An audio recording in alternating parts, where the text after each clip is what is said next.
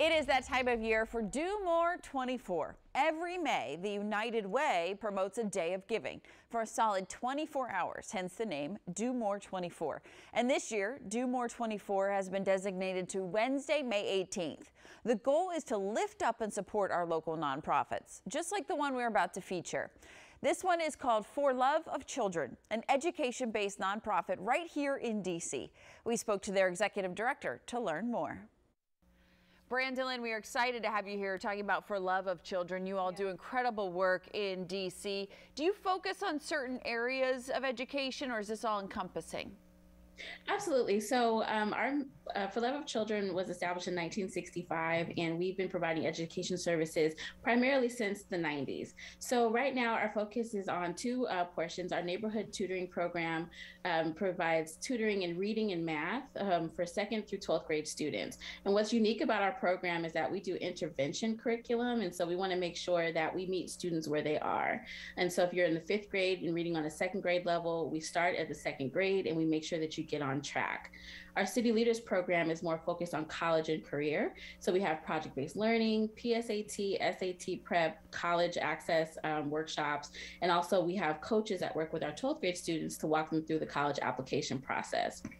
Additionally, we also work with our college students to make sure that they're supported through college. A lot of our students are first generation, so we want to make sure that they have all of the support that they need, including scholarships, which we're very proud to provide. So we really do try to make sure that we, provide work for our students, throughout their entire academic career. And then we recently hired one of our alumni as a full-time coordinator, and we're very proud about that. Oh, that's awesome. Full circle. Yeah. Full circle with that. I know as with everything during the pandemic, we went virtual, and you did as well, but you are still virtual, right? But you've just seen so many positives out of it. Yes, we are still virtual, but we're planning to come back to in-person in the summer. So I'm so excited about that. People again.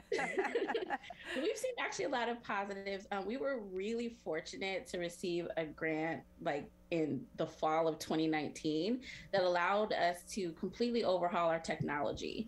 So we were able to provide laptops for the staff, and we were like, yes, we're great, now it can be mobile, but we did not know how badly we would need that. Yeah. But what also happened was when everything happened, we were able to essentially clean out our electronics closet and provide additional laptops and support to our students. I think the college students were kind of left out of the mix when everything went virtual, and a lot of our students were on their cell phones trying to attend class, trying to take notes and trying to write papers. So we were able to provide our laptops, our student laptops, our old employee laptops, whatever we could, just to make sure they were able to continue and be successful in that virtual space. So we were very grateful for that. Great timing and great news that you all are coming back in person. What else is coming up for Love of Children? So we're going to be shifting back to in-person, which we're, again, super excited about, but we're also planning our scholarship dinner, which is where we celebrate all of our college and high school graduates, and that will be in person. Yay. So we'll be super excited to see that.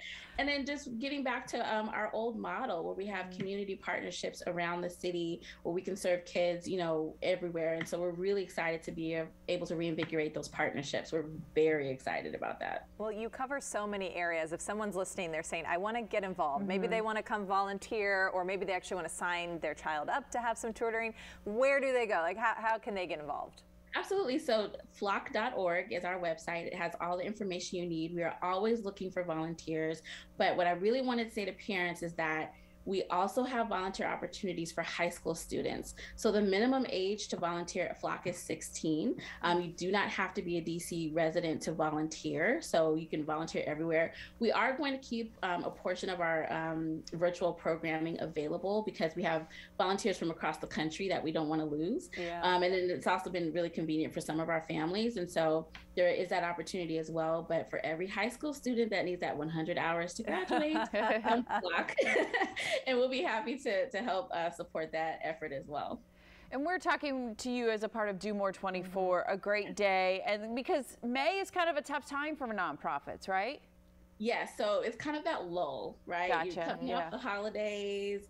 We're kind of gearing up for those spring fundraisers, which a lot of nonprofits are not sure. Is it virtual? Is it in person? Will people come? Yeah. We don't know. So Do More 24 is timed impeccably. Thank you, United Way, for nonprofits to be able to get a little burst, not just with finances, which is always great. We really appreciate donations, but also just information, getting the word out there about the work that nonprofits are doing, and then getting new volunteers, just more eyes on the organizations. Right. It's an incredible time for us.